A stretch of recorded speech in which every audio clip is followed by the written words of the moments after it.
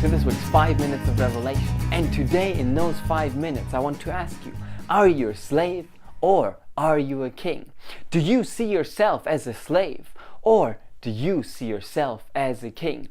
Because when we look at the life of David, the guy that fought against Goliath, then from the beginning on in the Bible, we can see that he was supposed to be king of Israel, that God called him right from the start to be king of Israel. But it didn't look like that his whole life, because first he became a servant, first he became a slave under Saul. And when you're a slave, when you're not from a family of kings, then it's really unlikely for you to become the king. When you are a slave and when you are a servant, it is not likely for you to be a king.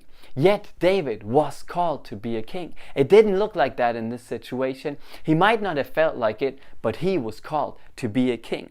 And then later in life, he had to flee from Saul. So now he's not only a servant of him, no, now the whole of Israel is chasing David because Saul is trying to get him killed. How much further could you have gotten away from being a king? And then David had to flee to another country, and there he became the servant of another king. And then this king says in 1 Samuel 27 verse 12, Achish, that's that king, believed David and thought to himself, by now the people of Israel must hate him bitterly. So he thinks the people of Israel hate David now bitterly.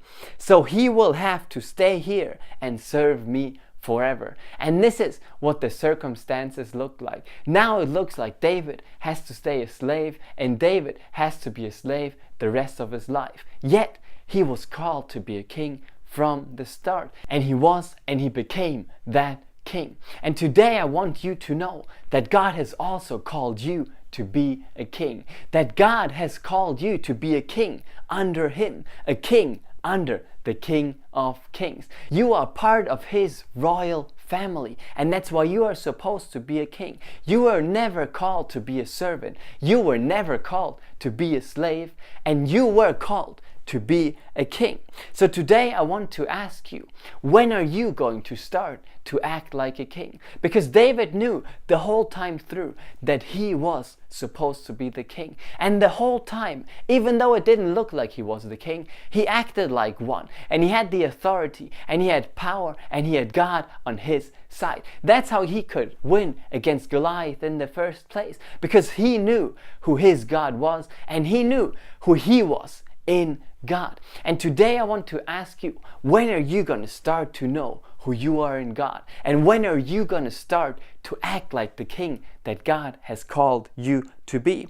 Because you are not supposed to be a slave to your circumstances, to everything going around you. You are not supposed to be a slave. It might look like everything else is overwhelming you, and it might look like you have no power and you have no authority, but you need to know that in God you have the power you need. You need to know that in God you have the authority you need, and you need to know that in God you can decide and you can overrule your circumstances and become Lord over everything going on around you.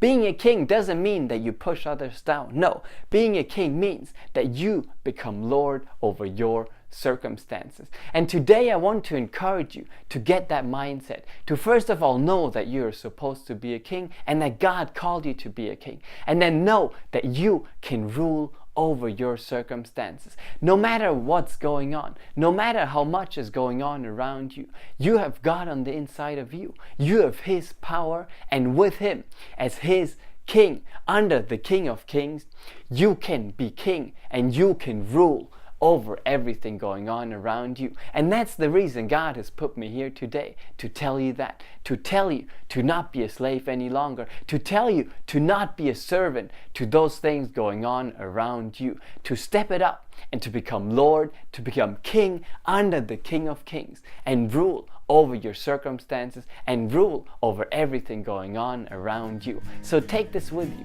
Be blessed by that. Don't forget to read your chapter a day, and I will see you again next week.